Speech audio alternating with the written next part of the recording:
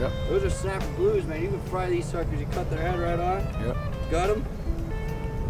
Fry them up. That's a snapper blue right there, and that's a good one. Throw them right at the camera. Hey. What's going down, Jitterbug? What are we catching today? Catching some blue swimmers, blue crabs, Yeah. and we're using some hickory shad that was freshly caught. Where'd you catch that? Caught it down by my boat in Clinton. All right. So now you got some fresh bait, got some nice blood and oil in the water. Already had a striped bass trying to eat it. Obviously the crabs are gonna enjoy it too. All right.